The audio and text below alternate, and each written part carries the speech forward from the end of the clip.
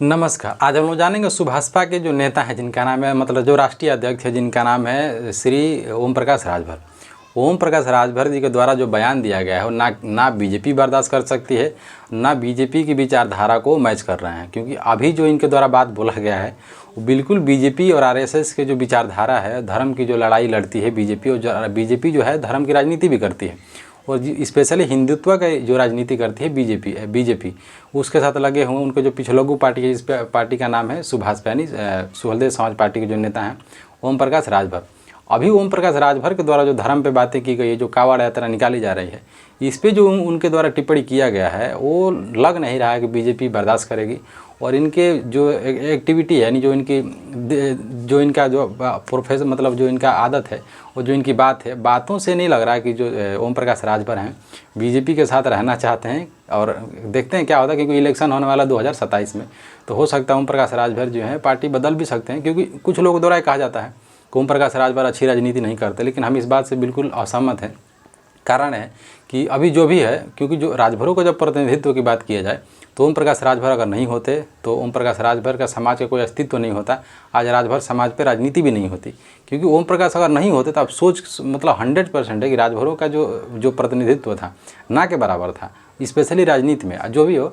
क्योंकि लेकिन इसमें भी सबसे बड़ा योगदान समाजवादी पार्टी का है। क्योंकि अगर इनका उदय होता है तो इनके उदय में यानी जो सुभाषपा है, सुभाषपा के राजनीतिक उदय में सबसे बड़ा योगदान किसी व्यक्ति का है तो उस व्यक्ति का नाम है ओम प्रकाश राजभर। और महत्वपूर्ण योगदान माना जाए तो समाजवादी पार्टी, और समाजवादी पार्टी के जो मुखिया हैं जिनका नाम है श्री अखिलेश यादव। तो ये हम लोग चलते इनके द्वारा कहा किया गया है। हुआ है कि जो ओम प्रकाश राजभर हैं, ओम प्रकाश राजभर जी के द्वारा ये कहा गया है कि जितने भी कांवड़ में लोग जा रहे हैं, पहले तो बहुत तार्किक बात इसलिए कह रहे हैं कि इस यात्रा में ज़्यादा लोग नशा पान मदिरा करने जाते हैं, मदिरा का पालन करते हैं, मतलब जो गांजा है गांजा का प्रयोग करते हैं। जो इसमें जो अडल्ट नहीं है, जो बच्चे नाबालिग हैं, जो 12 साल के 13 साल के बच्चे हैं, उसके ऊपर भी हैं जो लोग बालिग हैं वो भी बच्चे जा रहे हैं। तो उसमें हो रहा है कि इनके साथ जो धार्मिक आधार पे गांजे का सेवन किया जा रहा है और धूम्रपान का प्रयोग किया जा रहा है, जिससे समाज बिगड़ रहा है। क्योंकि इनके बातों में गलती नहीं है, कारण इसलिए सही है। बाकी इनके द्वारा मंदिरों पे भी कहा गया था, इनके समाज पे भी कहा गया था कि जो इनका समाज है पढ़ने में ध्यान नहीं दे रहा है, और जब तक इनका समाज अम्बेडकर फुले पेरियार की विचारधारा को नहीं मानेगा तब तक ये समाज आगे बढ़ने वाला नहीं है। बाकी इनके द्वारा चमारों पे भी कहा गया कि जो चमार लोग हैं, चमारों के प्रतिनिधित्व और चमारों के विकास में, राजनीतिक विकास हो चाहे सामाजिक विकास हो, इसमें सबसे बड़ा शिक्षा का योगदान है। और जब तक इन लोगों की एक बात और है कि ये जो समाज है जो डॉक्टर अम्बेडकर की विचारधारा को मानता है और शिक्षा को लेकर आगे चलता है, धर्म में कांवड़ यात्रा में ज़्यादा इन्वॉल्व नहीं होता, इसलिए इन समाजों का ज़्यादा विकास हुआ है। फिर इनके द्वारा कहा गया है कि जो बच्चे थक जाते हैं, जैसे मान लीजिए कांवड़ यात्रा निकाली जा रही है, कांवड़ यात्रा में जो व्यक्ति थक जाता है, जो बच्चा थक जाता है, उसको कहा जाता है कि लो बाबू और तुम थोड़ा सा गांजा पी लो, गांजा पीने के बाद तुम चलना शुरू कर दोगे। तो इनका कहना है कि धर्म की आड़ में बच्चों को नशापान कराया जा रहा है, इस पर सरकार को रेगुलेशन लाना चाहिए और धार्मिक लोगों को भी इसमें सोचना चाहिए। लेकिन ये बात इनका इसलिए सत्य है क्योंकि जो धर्म की राजनीति है और धर्म की लड़ाई में सबसे ज़्यादा यादव और राजभर जो ओबीसी बिरादरी है सबसे ज़्यादा इन्वॉल्व है और ओबीसी का बहुत बड़ा प्रतिनिधित्व रहा है। बाकी एससी में भी और बहुत सी ऐसी जातियाँ जैसे पासी हो गई, अन्य जो जातियाँ हैं जो निम्न जातियाँ, उन लोगों का भी प्रतिनिधित्व रहा है कांवड़ ढोने में। तो इनके द्वारा कहा गया कि तुम लोग कांवड़ ढोगे तो शिक्षा की बातें कब करोगे।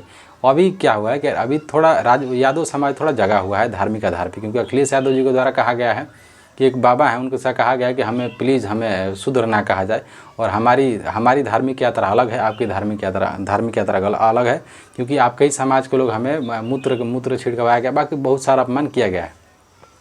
तो इनके द्वारा मंदिरों पे भी कहा गया, जो ओम प्रकाश राजभर है इनके द्वारा कहा गया था मंदिर पे कि कई 7 लाख से ज़्यादा बड़े बड़े मंदिर हैं, उस मंदिरों में प्रतिनिधित्व किसका है ये भी देखिए, और उस मंदिरों में प्रतिनिधित्व किसका नहीं है वो भी देखिए, और मंदिरों से लॉस किसका है उसका भी देखिए। तो जो बात है आप कुछ भी कहिए, जो ओम प्रकाश राजभर है इनकी बातें तार्किक होती है, लेकिन थोड़ा लोकल भाषा में बोलते हैं, भोजपुरी में बोलते हैं, तो इनकी भाषा का और राजनीति में प्रभाव बहुत पड़ा हुआ है। वर्तमान समय में जो इनकी राजनीति है सकारात्मक है और आप काट नहीं सकते। और बाकी देखते हो जो 27 का इलेक्शन है, मतलब लग तो यही रहा है कि जो है अखिलेश यादव के साथ इनकी पार्टी फिर मिलकर लड़ेगी और बहुत अच्छा काम किया जा रहा है, चाहे नहीं किया जा रहा है। लेकिन स्पेशली सहमत हम इसलिए हैं कि राजभरों का प्रतिनिधित्व इनके आने से बहुत बढ़ा हुआ है और बाकी कौन सी पार्टियाँ कितना काम करें किस समाज के लिए अलग बात है, क्योंकि कहा जाता है कि जब तक आपका राजनीति में प्रतिनिधित्व नहीं होगा तब तक आपका समाज नहीं बढ़ सकता है। बाकी धीरे धीरे इनको राजभरों पे एक अलग फंड लाना चाहिए, क्योंकि इनका जो समाज है ए ग्रेड में, इनके जो समाज के लोग हैं आज भी जो प्रतिनिधित्व है ए ग्रेड की जो नौकरियाँ हैं इसमें ना के बराबर है। राजभरों का प्रतिनिधित्व बहुत कम है। अगर वर्तमान समय में भी अगर देखा जाए तो राजभरों का प्रतिनिधित्व सरकारी नौकरी में बहुत कम है। आप IAS PCS ढूंढ लेंगे, बहुत मुश्किल से मिलेंगे। इनके जो यूनिवर्सिटी है, यूनिवर्सिटी में प्रोफेसर चांसलर हो गए, इनमें इनके प्रतिनिधित्व ना के बराबर है, क्योंकि जो इनके पार्टी के नेता हैं जिनका नाम है अरविंद राजभर के द्वारा बात कहा गया था कि जो हमारे समाज के लोग हैं हमारा प्रतिनिधित्व जो ए ग्रेड के जितने भी काम है वहाँ पर हमारा प्रतिनिधित्व ना के बराबर है। और ये बात सत्य इसलिए है क्योंकि राजभर समाज जो है, जो ओम प्रकाश राजभर हैं, अभी 10 साल पीछे ही लगभग 10 साल से राजनीति में बने हुए हैं।